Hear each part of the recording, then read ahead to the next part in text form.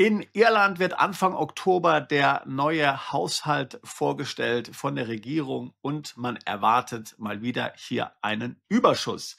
Vergleicht das mal mit Deutschland oder Frankreich und dann überlegt ihr vielleicht, in welchem Land man eine bessere Zukunft hat. Und genau darum soll es in diesem Video gehen.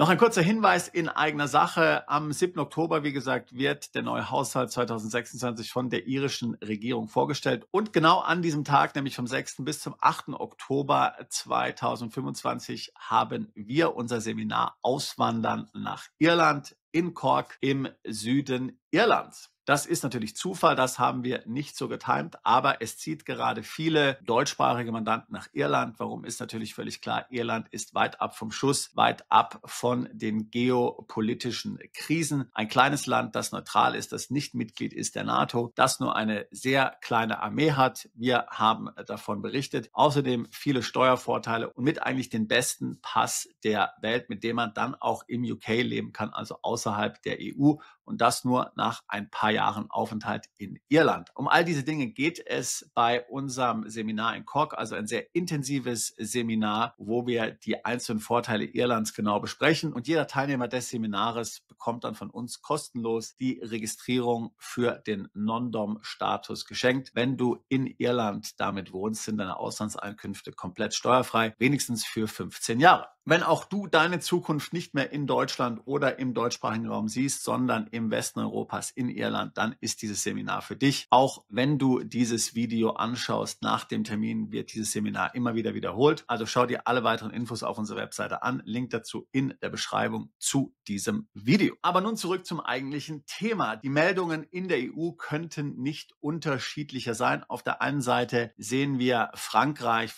praktisch hier dem Untergang geweiht, wird von den eigenen Schulden erdrückt, eine unendlich hohe Staatsquote. Die Zinsen für französische Staatsanleihen steigen immer weiter. Man munkelt sogar über ein mögliches Bailout. Der Grund dafür dürfte nicht verwundern. Frankreich zwar ein wunderschönes Land, ein Land, in dem wir alle leben wollen, leben wie Gott in Frankreich, aber die Finanzen sind desolat. Man hat sich hier abhängig vom Staat gemacht und das schon seit Jahrhunderten. Es wird immer weniger gearbeitet, man geht immer früher in Rente. Das kann natürlich alles nicht gut gehen.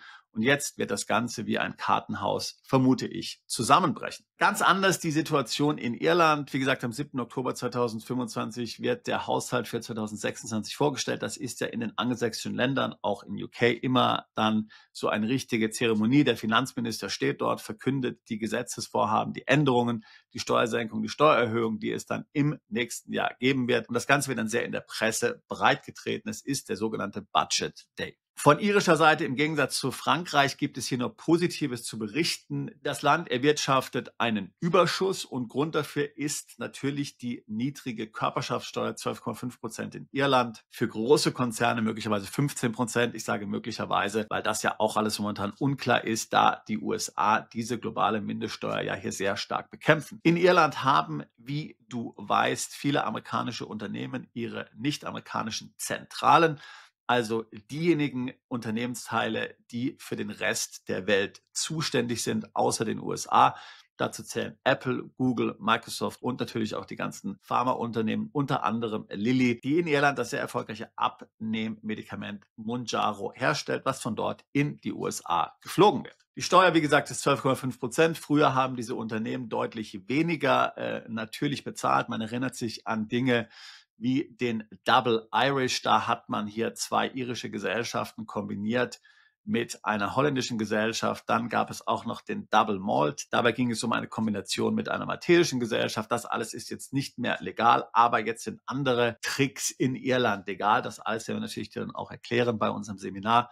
Insbesondere kann man zum Beispiel Kosten für geistiges Eigentum sehr großzügig von der Steuer absetzen. Viele dieser Gesellschaften haben dann IP-Holding-Gesellschaften, so zum Beispiel Apple, auf der Kanalinsel Jersey gegründet, stellen Rechnung an die irische Firma und somit wird dann der Gewinn der irischen Firma letztlich reduziert. Aber Dennoch, obwohl die Gewinne reduziert werden, das muss natürlich immer nach Augenmaß macht, das muss natürlich funktionieren, sind die Einnahmen immer noch gigantisch so groß, dass der irische Staat einen Überschuss produziert. Auch wenn die Regierung in Irland ehrlicherweise warnt, dass man vorsichtig sein muss. Man weiß nicht, wie nachhaltig das ist, denn wie gesagt, das alles hängt eigentlich von relativ wenigen internationalen Unternehmen ab. Also die Steuerbasis ist nicht gerade sehr breit, kann man sagen. Aber in den letzten Jahren hat das fantastisch für Irland funktioniert. So war man in Irland in der Lage, den gesamten Bailout-Betrag, den man erhalten hat, von der EU zurückzuzahlen. Das wurde ja Anfang 2025 bekannt gegeben. Auch hat man sich mittlerweile wieder von den Bankaktien getrennt, die der irische Staat ja erworben hatte im Rahmen dieses Bailouts. Also all das, was hier während der Finanzkrise 2008 und in den Folgejahren passiert ist, das hat man jetzt nach weniger als 20 Jahren und im Grunde genommen vorzeitig schon zurückzahlen können. Man hat nun in Irland ein Sovereign Wealth Fund gegründet, um das überschüssige Steuergeld verwalten und für die Bürger anlegen zu können. Nun könnte man sagen, es wäre ja super, wenn man auch die irischen Steuern reduzieren würde. Zwar ist die Körperschaftssteuer in Irland ziemlich gering, aber die Einkommensteuer ist eigentlich gar nicht mal so tief. Der Spitzensteuersatz ist 40%, also leicht tiefer als in Deutschland. Das heißt, für jemand, der in Irland jetzt Einkommen hat, dort angestellt ist zum Beispiel und Steuern bezahlen muss, ist das Ganze gar nicht so attraktiv. Deswegen unsere Mandanten, die dorthin ziehen, sind in der Regel Non-Dom-Steuerzahler. Sie haben ausländische Einkünfte und die sind ja in Irland komplett steuerfrei. Aber mir geht es eigentlich um etwas anderes. Mir geht es eigentlich um die Frage, wo du gerne leben willst. Und da muss ich natürlich als erstes sagen, Irland hat einen großen Nachteil und das ist das Wetter. Da kann man nichts dran ändern. Nur muss man sagen, dass aufgrund des Klimawandels, ehrlich gesagt, das Wetter in Irland besser geworden ist in den letzten 20 Jahren. Ich habe selbst dort gelebt, ich habe es selbst erfahren, aber es ist immer noch natürlich im Vergleich zu Italien, zu Südeuropa schlecht. Es regnet fast jeden Tag, das muss man ganz klar sagen. Aber jetzt davon mal abgesehen. Irland hat, wie gesagt, eine kleine Armee. Irland gibt nicht gigantische Summen aus wie der Rest Europas für Aufrüstung. Und das muss man ehrlich gesagt auch gar nicht, denn aufgrund der geografischen Lage Irlands ist natürlich in Irland die Verteidigungslage eine ganz andere als in Deutschland. Ich habe es schon in vielen Videos gesagt, die geografische Lage ist für Deutschland fatal, muss man sagen. Deutschland liegt hier mitten im Zentrum des Geschehens bei jedem bewaffneten Konflikt in Europa. Irland aber liegt sehr abgelegen und es gibt natürlich in Irland jetzt auch keine wichtigen Ziele, keine wichtigen Industrieknotenpunkte, keine wichtigen Fabriken, keine wichtigen Waffenfabriken und natürlich auch keine militärischen Stützpunkte. Daher ist Irland sehr interessant, anders zum Beispiel als Zypern. Also es gibt viele Experten, die zum Beispiel sagen würden, dass Zypern mit eins der ersten Länder ist, die hier in Mitleidenschaft gezogen werden würden, also angegriffen würden, wenn es wirklich zu einem Krieg kommt. Denn Zypern liegt ja strategisch gesehen sehr wichtig, sehr zentral. Dort kann man viele Länder von erreichen. In Zypern gibt es die große Militärbasis der Briten, die wird gleichzeitig von Amerikanern mitgenutzt. Also strategisch gesehen zum Beispiel eine sehr problematische Lage. In Zypern kannst du leben, wenn du die Raketen im Mittleren Osten aufsteigen sehen willst. Das kann man tatsächlich, so nah ist das dort an Israel dran. Ganz anders eben Irland. Irland ist sehr weit abgelegen und wie ich schon gesagt habe, es gibt keine große Armee. Hier wird nicht viel Geld für Rüstung ausgegeben. Stattdessen kann man sagen, wird das Geld sinnvoll investiert in Bildung, in Infrastruktur und natürlich dann angelegt für zukünftige Generationen. Und natürlich ist Irland Teil der EU, das muss man ganz klar sagen. In Irland gibt es natürlich auch den Euro und vielleicht willst du auch nicht für alle Zeit in Irland leben, aber wenn du zum Beispiel Kinder hast, die auf die Schule gehen müssen, die vielleicht eine englische Schulbildung erhalten sollen, dann gibt es sicherlich schlechtere Orte als Irland, das muss man ganz klar sagen. Dort ist es natürlich auch legal, Homeschooling zu machen, wenn das etwas ist, was dich interessiert. Aber ein Land, das finanziell stabil ist, das Rücklagen hat, das in die Zukunft investiert und indem du dann noch Steuervorteile hast und indem du dann auch nach einigen Jahren einen sehr guten Pass erhalten kannst, das ist doch strategisch gesehen ein wirklich nicht schlechtes, sage ich jetzt mal, Überwinterungsziel, wenn man diese ganze geografische Lage mal so bezeichnen müsste. Also wenn du dich hier aus der Schusslinie buchstäblich bewegen willst. Da kann man sich tatsächlich schlechtere Orte vorstellen. keine Wetterextreme, auch wenn das Wetter laufend schlecht ist. Daher denke ich, jeder, der sich konkret mit einem Plan B beschäftigt oder wie gesagt jemand, der auch tatsächlich die EU irgendwann verlassen will, aber jetzt zunächst mal einen Ort sucht, der noch in der EU ist, wo man vielleicht auch noch Familienmitglieder in Europa regelmäßig sehen kann. Für viele ist das ja tatsächlich auch ein wichtiger Punkt. Man kann sich noch nicht wirklich so losreißen und in die USA umziehen.